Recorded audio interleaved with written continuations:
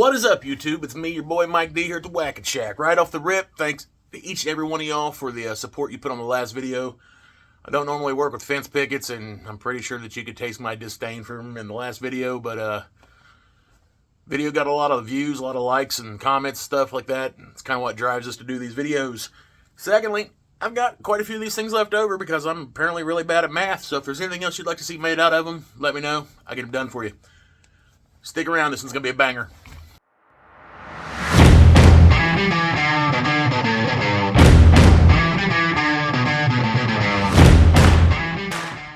Alright, so I've been doing a little bit of research.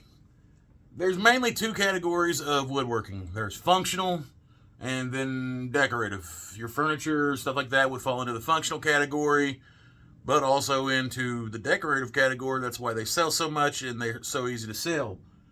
So for today's build, I got me a couple planks of cherry that I've already planed down and everything here. They were rough cut. I figured I'd save you all the hassle of watching me, run a planer across it. But what we're gonna do is fix my camera. We're gonna take these two pieces of cherry and we're gonna turn it into something that's decorative yet functional that anybody would have a reason to have in their home, not just a select group. And by doing that, we are going to increase the probability of this thing selling like exponentially. And the cool thing about this is, when we're done with it, it's going to look super high-end, like stuff that you would only be able to find on like high-end Etsy shops and high-end custom markets. But it's easy enough that a guy like me can do it in a woodshed. So let's get at it.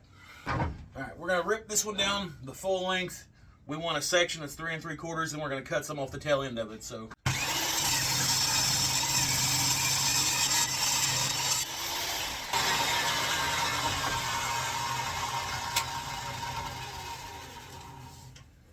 Okay, and I want the overall length on this to be, we're going to go with 17 inches.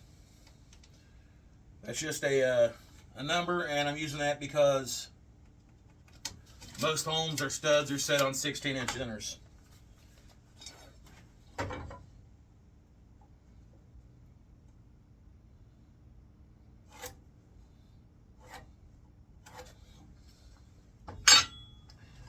So, set this piece off the side.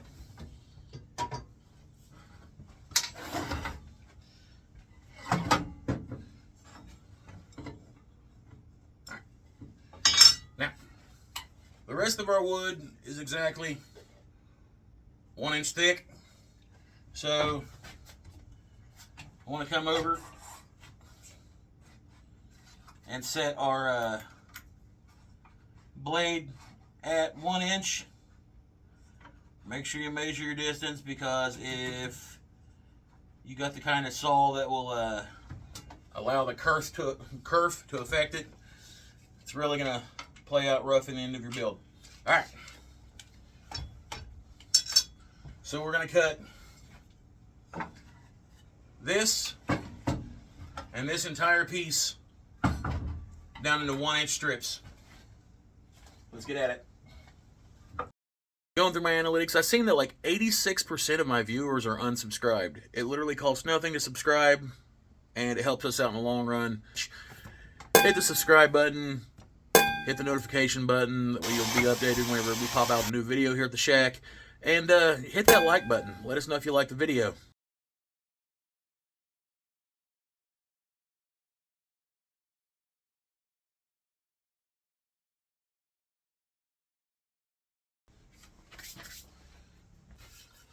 We've cut this down where we marked it right at 17.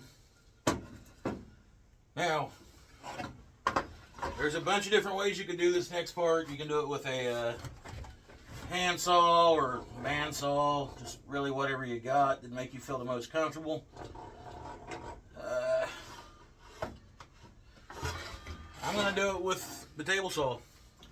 So, our piece is 1 inch thick. We're going to set our guard right over to 3/4.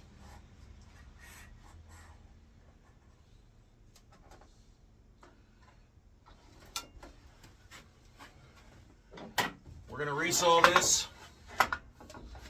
And it's going to give us a pretty much a thin veneer across the front of this, and that's exactly all we want. So, do as I say, not as I do. Wear your eye pro, all that stuff like that. And let's do it.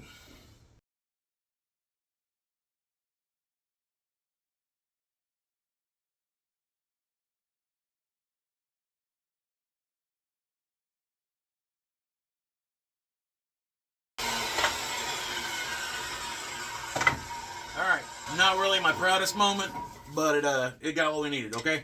So, we're going to sand all this off, even this back up, and come back at you here in a second. Probably why I'm wondering why I got a giant pile of knives over here. Don't worry, I'll show you. Every time you go into a house or a kitchen, and in my case, as soon as you walk into my house, the kitchen's one of the first things you see right off the dining room. People always have one of those big clunky ass corner mounted like Farberware or whatever knife racks that you just stab shit into. You know, I mean, it is what it is. They're useful and all that, but they take up counter space. So, I mean, they're not super efficient. And then, like, whenever you go to find like a cutting board or something like that, you've always got to like kind of look around and dig through drawers unless someone actually tells you where it is or you put it there yourself. And today's build, we're going to eliminate that. So I got a variety of knives here, and hopefully my wife doesn't see this and beat me to death. Some of these we've had together since we literally moved in together like 20 years ago. And I wanted to get a variety of blade sizes and everything like that.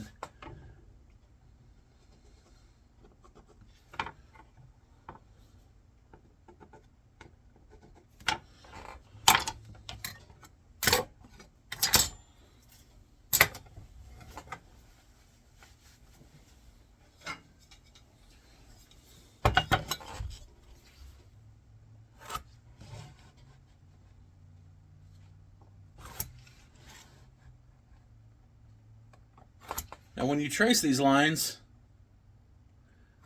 you don't want to make them super snug around the edges of the blades because that's how accidents and stuff like that happen. So we're going to refrain from that.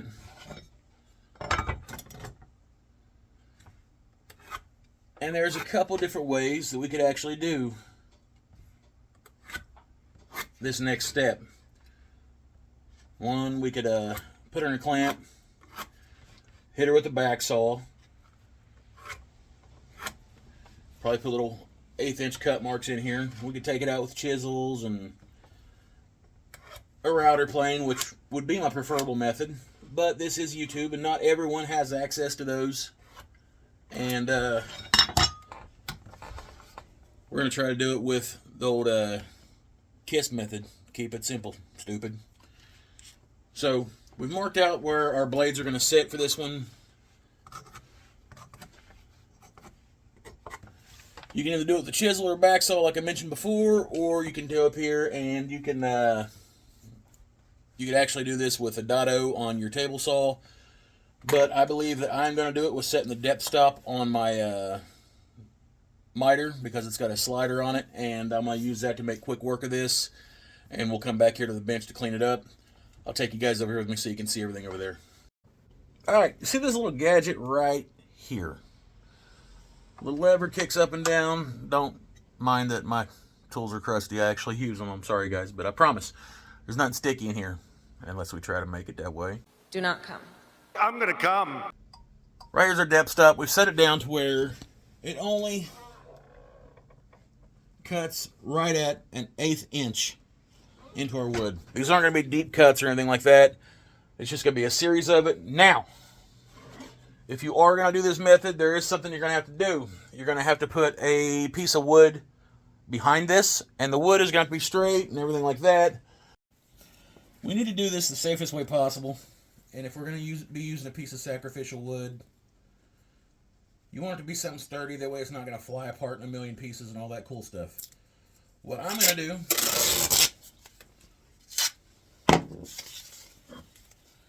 is put a piece of blue tape on there. And then right where I'm going to be laying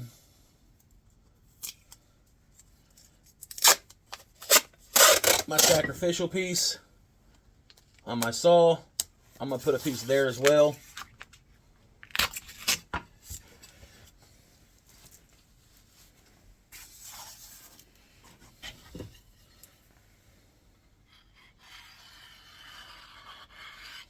Take some CA glue, super glue, whatever you want to call it, and I'm going to put it right to where those two pieces meet. And then after it's done, we can peel this off and we won't have no crazy mess. Alright. So now that we have our depth stop set where it needs to be, sorry about the mini stroke there, make sure that I'm going to clear everything here. This next little bit, I'm going to edit out all the sound, but I'll keep it rolling in a real time so you can see exactly what I'm doing here. If you see, that barely just catches as that goes across. So let's go.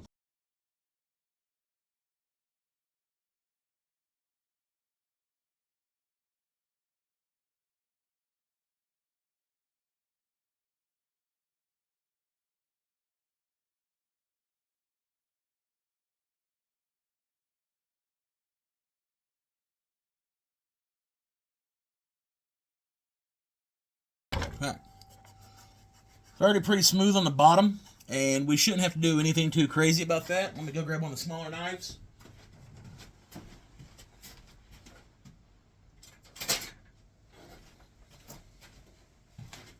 And see if it actually fits in our dado without being too proud. And we are good, y'all.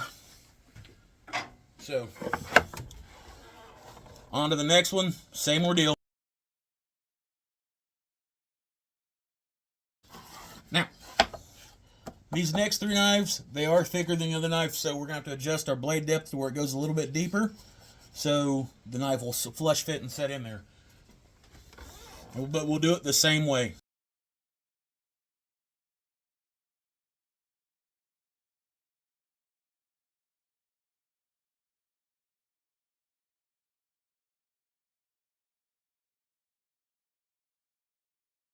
Oh, we're back here at the workbench. Got everything cut. Go through and sand these out a little bit, knock down any of the extra edges or anything like that if you want to. No one is ever going to see this again. But if you're like me, it's going to eat you alive. So you should probably go through there and kind of like knock it out with a little bit of a chisel and just scrape it out. Sandpaper do we want to. I got these filigreed chisels, the ends, that are going to work perfect for this. But you don't have to do this step at all. But this is just me, you know, doing me stuff. Just in case someone would happen to look down on it. Because if I don't do this, it's going to eat at me.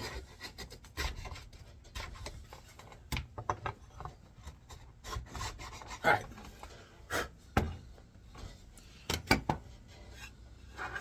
Now, what we're going to do is we've already marked these out.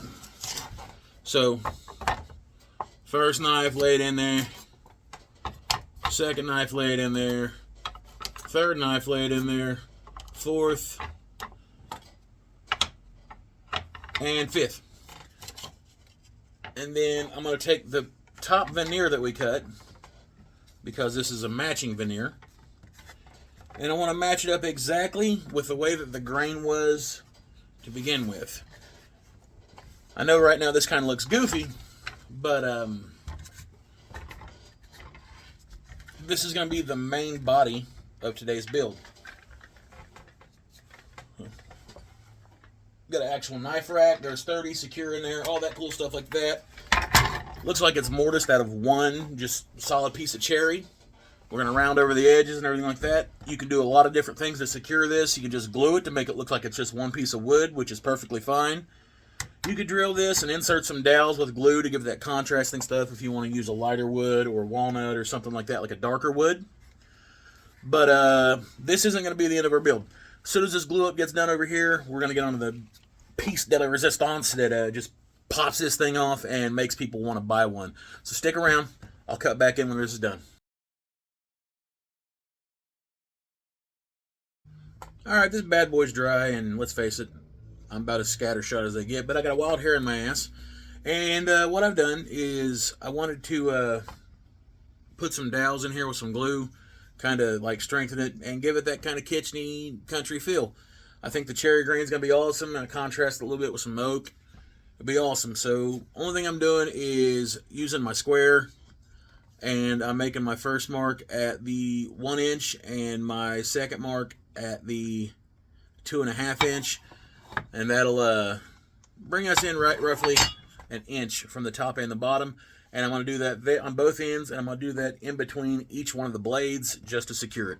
So with that being said, get our 1/4 inch Forstner in here.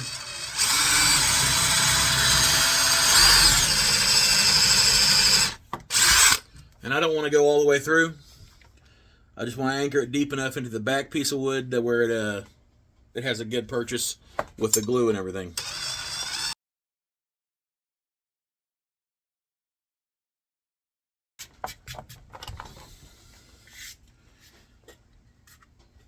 Once you're done, it'll look like that. We got a 1/4 inch dowel. She'll fit snug in there. So every one of these, I'm going to put a dowel in, including this last one. But I'm not going to trim the last one. It's going to come into play whenever the project's completely done. So I promise it'll make sense. So when you come back in here, I'll have the dowels glued in, ready to flush cut. Alright, so remember the piece that we glued up earlier? A bunch of 1 inch segments. Well, it's dry. I went ahead and planed it down. Make sure it's smooth and everything around. And now the only thing to do is to measure this out in, like, I don't know, 1 inch increments. And then chop it up. Chop it up. The whole damn glue job. We're going to run it through the miter saw, chop it up. We're going to make a very cool, very small cutting board to hang with the knives. Alright, we're going to mark this at right at 1 inch on each one of these. We're going to have a little bit of excess, but I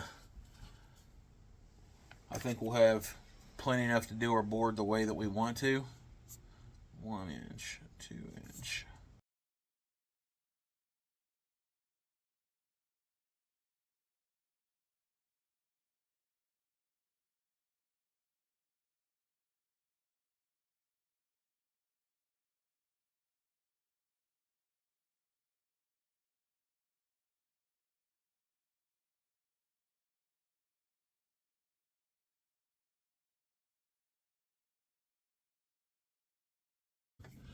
Alright, fresh over from the miter station. We have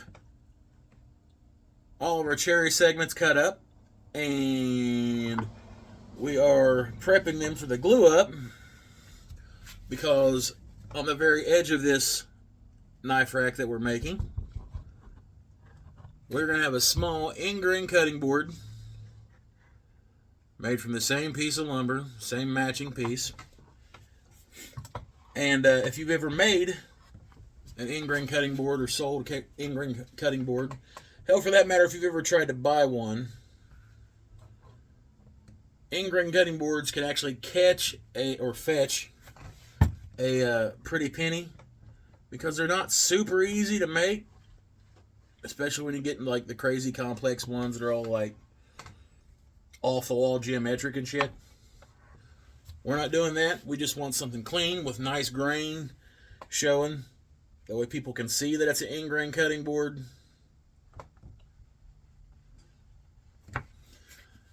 Because this is going to hang off this last dowel that we have left over here on our knife rack. So your blades will be sitting in the back, flush mounted to the wall with keyhole slots, and then Once our cutting board is done, we'll probably put a corner peg or a corner hole in it, route it out, the way it'll just sit over this little peg here, and everything will be front and center. Nice little package. When people come in looking for a knife, they'll have a cutting board with it.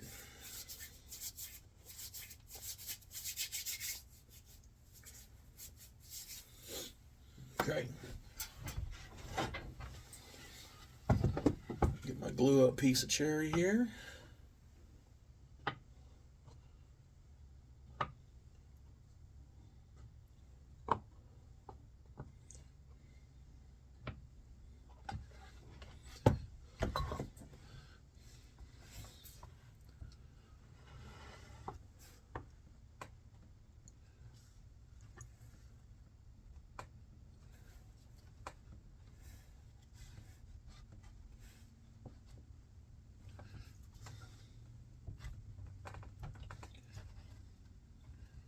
Rub everything together, throw some clamps on it, and then we'll come back over to our actual rack while this is drying up inside, and we'll give it a little bit of love. Holy shit. Alright, after that little debacle there, I would totally recommend that if you're going to clamp down a smaller style cutting board, that you use like a sacrificial piece of wood on each side of it. For some unknown reason, I've got a metric crap ton of fence pickets laying around my shop, and I don't know why. So, that's pretty good use for those. There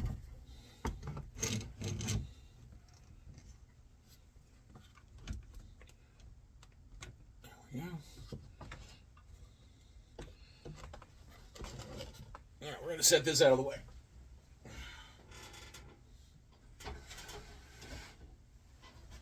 Be back with you all in a minute. I gotta run that inside and let it warm up.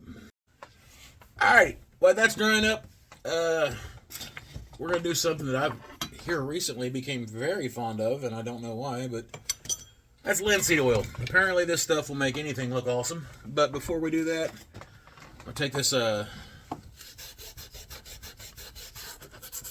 just a fine abrasive and go over, because I had a little bit of squeeze out come out of the peg holes whenever I hammered them in there. But I'm hoping that because we done a little bit extra and we put the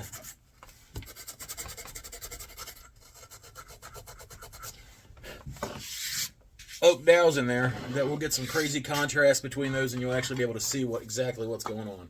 So let's give her a shot. Oh, we're bathing her in linseed. Yeah, you can see it.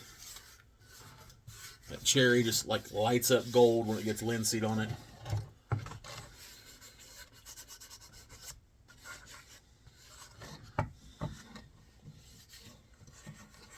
Don't forget the little dowel.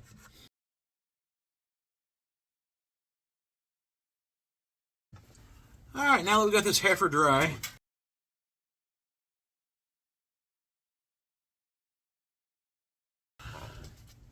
I'm going to drill a hole right here in this middle quarter, and then give it a little bit of love with sandpaper, and then we're going to cover this bad boy down with linseed oil, and this build will be done.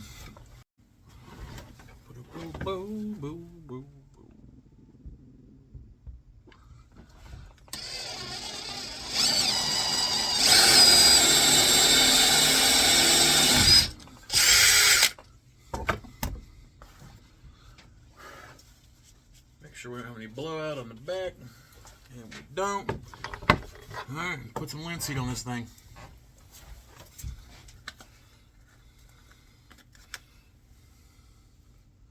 Filthy girl.